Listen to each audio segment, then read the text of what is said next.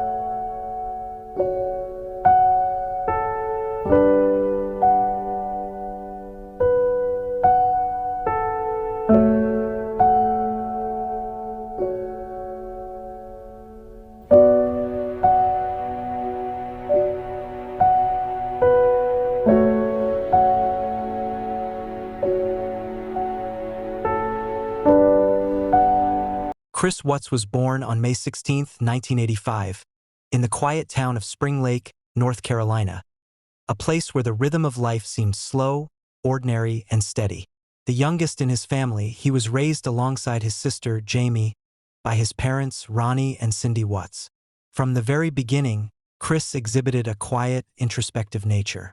He wasn't the child who commanded attention with laughter or rebellion. He observed. He listened. He absorbed the world around him with a measured calm that often left others curious, sometimes frustrated, and sometimes admiring. His parents offered a household of contrasts. Ronnie, his father, was a figure of steady authority and a model of work ethic. He instilled discipline and responsibility early, valuing consistency and reliability in his children. Chris looked up to him, modeling his own behavior on the example he provided. Cindy, his mother, maintained a firm hand over the household, a presence that some later described as emotionally distant, critical, and occasionally controlling. These dynamics created the foundation for Chris's early understanding of relationships. Structure, obedience, and observation were rewarded, while emotional openness was muted. School became a quiet refuge for Chris, a place where he could excel without drawing undue attention. Teachers remembered him as polite, attentive, and academically competent. Friends described a boy who rarely spoke out of turn, yet who often displayed subtle brilliance, particularly in technical or mechanical pursuits. My name is Chris Watts. I'm doing my communication speech for Brenda Armentrout, and welcome to Broomfield, Colorado. About 70 degrees, and it's awesome outside, so welcome. I'm doing my speech on relationship deterioration and repair, and this is my PowerPoint to help me. Deterioration. The relationship begins to fall apart, crumble, or fail. You have weakening bonds. You get bored of the everyday routine, and you get distractions such as work, hobbies, relationships, no matter how harmless, even at the job. You might meet a new person, and it could strengthen into something else, and could weaken the bond you have with the partner you have. You spend less time with each other, and sometimes you have no time to maintain the relationship. Sometimes in a relationship, you maybe make promises that can turn into a major betrayal, or minor arguments that could turn into things where you could say spiteful comments, which turn into bigger problems. The first phase of deterioration is interpersonal dissatisfaction, which when you become unhappy with all the everyday interactions with you and your partner. You also begin to view your future with your partner as a negative future. And the second phase is interpersonal deterioration, which you start to grow farther and farther apart. You share less of your free time with each other. You have more awkward silences at dinner, or when you're just out by yourself, you don't talk at all. You disclose less of your feelings, and you show less affection toward each other. When you have good communication, you show more nonverbal communication, which is the majority of the messages we send, like through gestures, facial expressions, eye contact, the tone of your voice. And there's many types of forms of communication these days, and it's the most successful groundwork for relationships. A few quotes that I've done research on from Elaine Schoenberg. All relationships problems stem from poor communication skills, which is very true. And another quote from Schoenberg and Sorjan: you can't communicate while you're checking your BlackBerry, watching TV, or flipping through sports section, which is very true. With technology nowadays, you'll be on your iPhone, your BlackBerry, at a restaurant, and you'll see two people at a table, and you'll see both of them on their phones, either Facebook comment status, or maybe playing a game. And there's no communication at all. Commitment is the degree of commitment affects your relationship. According to Hirofumi, not surprisingly, commitment is especially strong when individuals are satisfied with their relationship, and grows weaker as individuals become less satisfied. You have to ask yourself 3 questions when you're in a relationship. Do I have a desire to keep this relationship going? Do I have a moral obligation to stay in this relationship? Or is it a necessity for me to stay in this relationship? According to my research, sometimes a necessity could be children. Sometimes when you have children and your relationship starts to deteriorate, a child could help repair it. All relationships are held together in part by a form of commitment, either based on desire, obligation, or necessity. And when the commitment is strong enough to hold the relationship together, you avoid arguing about minor disagreements and you support one another. When commitment is weak, the relationship is full of doubt and the relationship deteriorates faster. You have two types of deterioration. You have sudden and you have gradual. Sudden would be an example of infidelity. When somebody is not faithful to their partner, the partners realize that the relationship cannot be sustained. Gradual would be if you met somebody at work or a new friendship has occurred and as it goes on, you see that, okay, maybe this relationship has more potential than the relationship I have with my partner. And that would gradually push the old relationship out and push the new relationship in. Reasons relationships start to fall apart. Sometimes you no longer find your partner attractive, physically or in their personality. When you're in a relationship, you have to show desire, lust towards your partner. Sometimes when you get married, that the lust and the desire kind of falls by the wayside a little bit. But if you want your relationship to keep going, I would suggest maybe go to a place where you first met, or go bungee jumping, go somewhere that will bring the excitement back. You no longer experience closeness, or when your differences become more important than the similarities, you just pick apart your partner and you don't see anything that you have in common anymore. You just see something he or she does and it just gets on your nerves and you just can't let that go. And you feel you might do better with someone else that you've met. You think that you can no longer that your partner is someone that you can't be with. When you feel you're putting more into the relationship than you are getting out. According to Bloomstein and Schwartz, when a relationship breaks up, it's generally the more attractive one that leaves, which I agree with somewhat and then I disagree with. When in repair, the stage is not always pursued. Sometimes people, when the relationship starts to dissolve, repair is not an option and they want to get away and start new. When you want to go into repair, you need to analyze what went wrong and consider what ways of solving the problems. You need to consider changing your behavior or perhaps changing your expectations for your partner. And you might also want to evaluate how you could feel in the relationship and if it had ended. One of the first stages of repair you need to recognize, identify the problem, what changes you need to make the relationship better. Avoid words like always and never. If you say this to your partner, it just makes the relationship makes it backtrack. You'll never get to the repair stage. You need to take responsibility for your feelings and not blame your partner. And you need to be descriptive when discussing grievances. Resolution and conflict resolution. You need to look closely for relational messages that will help clarify motivations and needs. Exchange perspectives and see the situation as your partner does. You need to own your own feelings and thoughts. Use active listening techniques. Listen to your partner. Make sure they feel wanted. Make sure that they know that you're there and not in space somewhere thinking about the baseball game that's coming up or the football game that's coming up, which I sometimes do. Think clearly before saying things you may later forget. Don't just blurt out something. Just think about it. Don't just, if it comes to your mind, then it might be wrong. I do that too. And keep channels of communication open. Always disclose your feelings. Don't keep things bottled up because it will later come back to bite you. Possible solutions.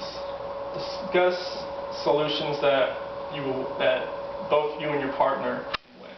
Don't have a win-lose solution. The win-lose solution, sometimes when somebody loses, you'll have hostility, and you'll have resentment. Sometimes they may not show it, but they will be thinking it.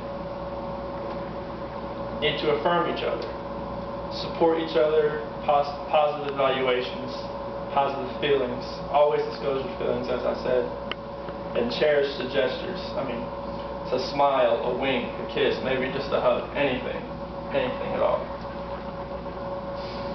Solutions into normal behavior. Say you're sorry. I mean, sometimes it takes a lot to admit that just to say you're sorry, but it helps. Risk rejection by making the first move. Be willing to change, to adapt, to take a new task and responsibility. And in conclusion, I'd like to say that relationships are hard, but they're worth it in the end. And as the Swedish proverb says, a double joy is a shared joy, and a double sorrow is not a shared sorrow. Thank you.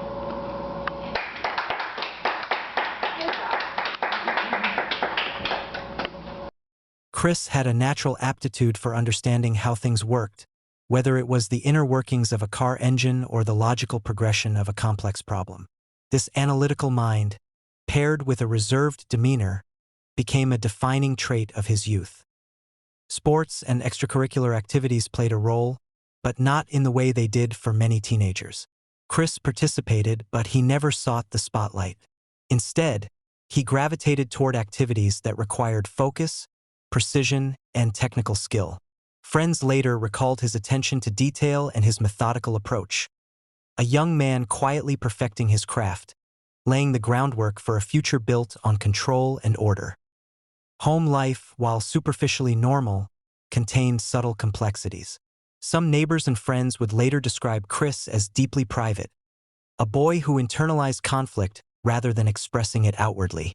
Small family tensions, financial stress, or unspoken disagreements shaped his perception of the world. He learned early that feelings could be hidden, that appearances mattered, and that emotions were to be measured, not displayed recklessly. It was in these formative years that he began to compartmentalize, a skill that would later manifest in both his career and, tragically, in his adult life. By the time he reached high school, Chris had begun to cultivate the life patterns that would define his early adulthood. Academically, he thrived. Technically, he excelled.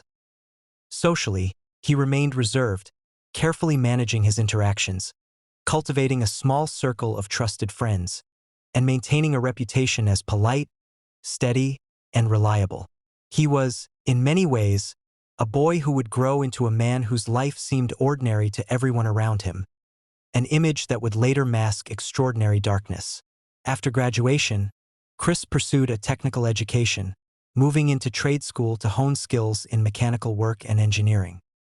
Living away from home, he embraced independence, navigating shared housing with roommates while balancing work and school.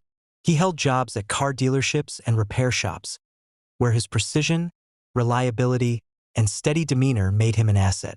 He was recognized as intelligent, capable, and disciplined, a man who could follow complex processes, manage responsibility, and maintain focus under pressure. Yet the quiet exterior concealed a developing complexity.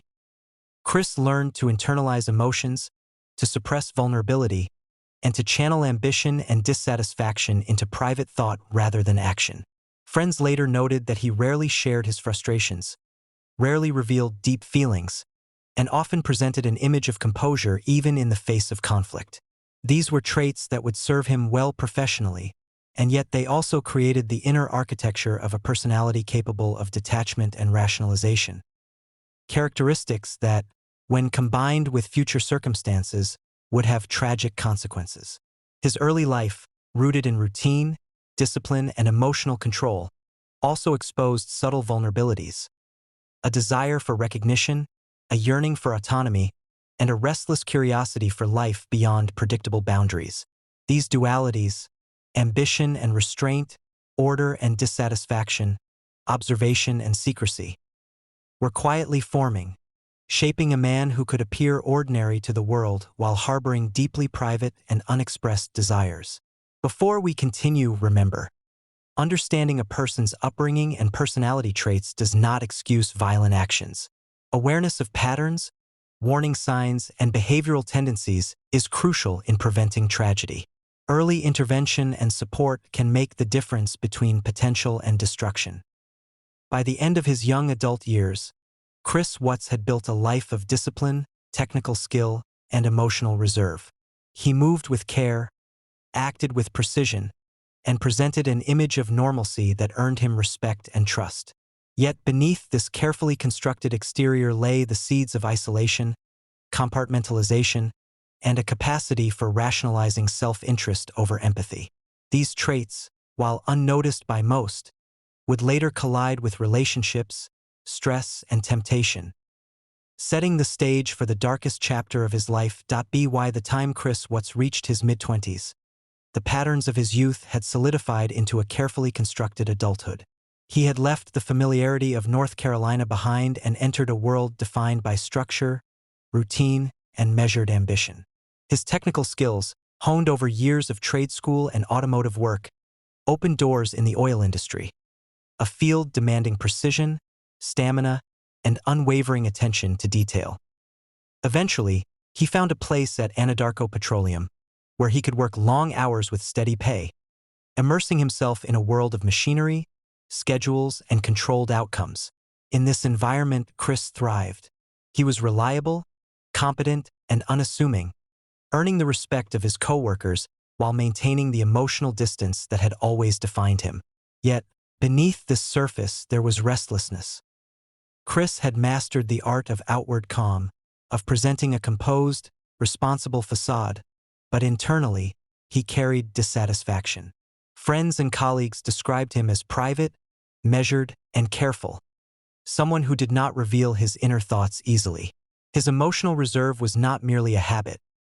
It was a shield, a way to manage his life, control perception, and guard himself from vulnerability. It was in this controlled space that his desire for something different, something more liberating than routine, began to take root. Relationships, too, reflected this duality. Chris dated casually, but no connection seemed to penetrate the layers of self-protection he had built over decades. He was polite, attentive, and steady, the kind of man many trusted. Yet he remained distant, holding back emotional intimacy and rarely revealing his deeper desires or dissatisfaction. He sought a partner who could both complement his reserved nature and fit into the careful life he had constructed. Someone whose energy and ambition would not disrupt his controlled world, but could inspire it in measured ways. Financial stability was both a priority and a source of pressure. Chris understood the demands of adult life: mortgages, bills, taxes, and insurance. He was pragmatic, deliberate, and cautious, balancing ambition with the practical realities of maintaining independence. Even as he earned a steady paycheck, he monitored expenses meticulously, avoiding unnecessary risks and building the scaffolding of the life he envisioned. Yet, that same pragmatic drive also nurtured subtle frustrations, the sense that obligations constrained him, that he was tethered to responsibilities he had not fully chosen. It was during this period, still young, still private, that Chris Watts' personality began to intersect with the circumstances that would later define his life. Psychologists examining his early adulthood point to a dangerous combination: emotional detachment, compartmentalization, and a capacity for self-centered rationalization. These traits allowed him to maintain the image of a devoted son, diligent worker, and polite peer while hiding a growing sense of frustration and unfulfilled desire. In essence, he had become a man who could live in two worlds simultaneously: the orderly exterior and the private interior, each unaware to outsiders of the other. The relationships that followed carried the same undercurrent of duality. When he met Shanann, the dynamic shifted. Shanann was vibrant, assertive, and determined, with goals and ambitions that contrasted sharply with Chris' quiet, controlled demeanor. To him, she was both a challenge and a compliment. A woman whose energy could energize him, but whose demands also pressed against the structures he had long relied upon. Their courtship and early marriage were infused with this tension: affection and partnership, but also subtle frustration and growing internal conflict. He began to navigate not only the challenges of maintaining a household, but also the hidden pressures of desire, temptation, and longing for autonomy. The pattern of emotional compartmentalization intensified. Chris Watts had always internalized his frustrations, but now he began to develop secretive strategies for coping. Private fantasies emerged, moments of escape that allowed him to imagine a life unburdened by obligations. These fantasies were not idle daydreams. They were detailed and deliberate, forming a psychological blueprint for a future in which he could reclaim the freedom he felt had been lost. Psychologists reviewing the case later described this as an early form of rationalization, a dangerous interplay between desire, control, and suppressed anger that would later fuel his decisions. Even as he maintained his external persona, a dependable employee, a polite husband, a dutiful family man, Chris Watts began to explore behaviors that would ultimately intersect with these fantasies. Friendships remained limited but loyal, with few people noticing his increasing desire to escape the constraints of his life. On the surface, he seemed ordinary, even admirable, reliable, technically capable, and socially competent. But the truth was far more complex. He was crafting, consciously or unconsciously, the mental framework that would allow him to justify actions no one could have imagined. By now, he was already operating in a dual reality, the life he lived and the life he imagined. This duality was crucial. It allowed him to plan, strategize, and compartmentalize emotional conflict without alerting those around him. Experts would later point out that this is a common trait among individuals who commit premeditated acts of violence. The ability to simulate normalcy while internally rehearsing behaviors and outcomes that remain hidden. Chris Watts' life before Shanann, seemingly mundane, was actually a complex interplay of outward conformity and inward calculation, desire and restraint, imagination and detachment. Recognizing warning signs in yourself or someone you know, emotional detachment, secrecy, compartmentalization, or rationalizing harmful fantasies, is crucial. Seeking counseling or intervention can prevent tragedy before it escalates. By the time Shanann entered the picture fully, Chris Watts had become a man fully capable of maintaining appearances, compartmentalizing desire, and rationalizing frustration.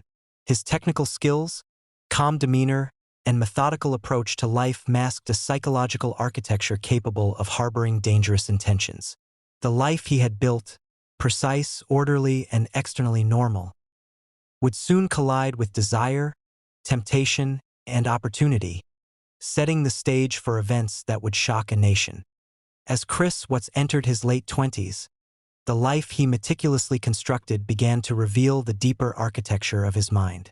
He was, to all appearances, a man of routine, precision, and calm, the dependable son, the competent employee, the husband who attended to responsibilities with unwavering care.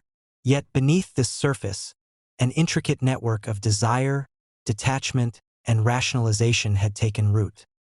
The man who could calculate, compartmentalize, and perform flawlessly in the eyes of others was also capable of envisioning a life unburdened by the constraints of responsibility, a life shaped by his private wishes and unspoken frustrations. Psychologists examining his case have noted that Chris Watts' emotional detachment was a key factor in his internal world. He had learned to separate his outward persona from his internal thoughts, to simulate empathy when necessary, and to suppress or redirect emotional responses that might interfere with his carefully structured life. When colleagues, friends, or family interacted with him, they saw calm, politeness, and reliability. They did not see the quiet calculations, the compartmentalized anger, or the private fantasies that would later inform his decisions.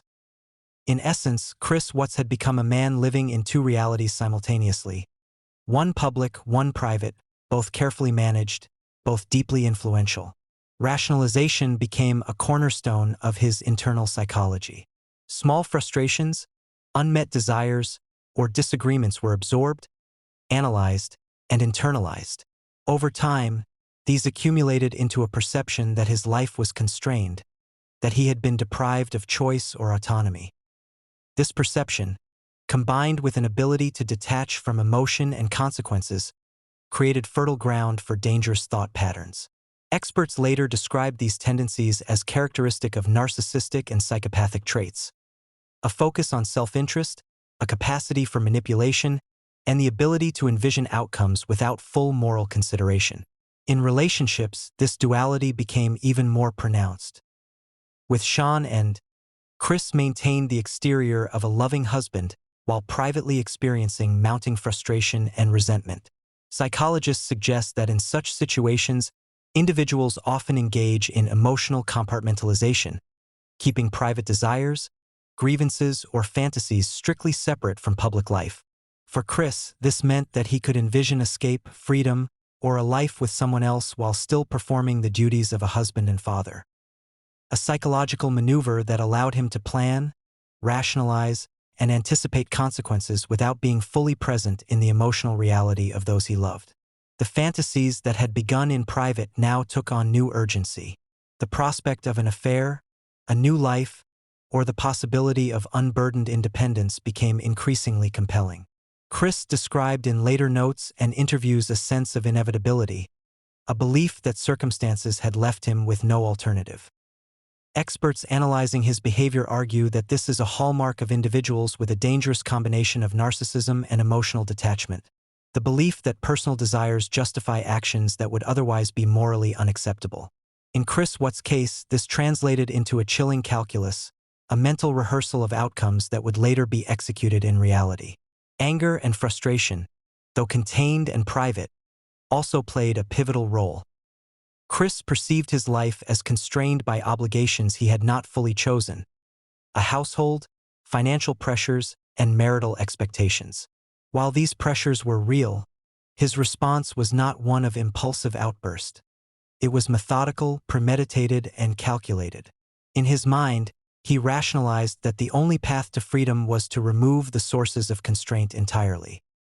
Psychologists note that this interplay of suppressed rage, rationalization, and compartmentalization is a pattern often observed in cases of premeditated familial homicide, an internal logic that justifies extreme action while maintaining outward normalcy. Even empathy, when expressed, was strategically deployed. Chris could project concern, simulate grief, or display vulnerability, but always when it served his narrative. These outward displays were not necessarily genuine. They were tools carefully employed to manage perception, maintain trust, or manipulate outcomes. Experts call this instrumentalized empathy, the ability to mirror emotions convincingly without truly internalizing them.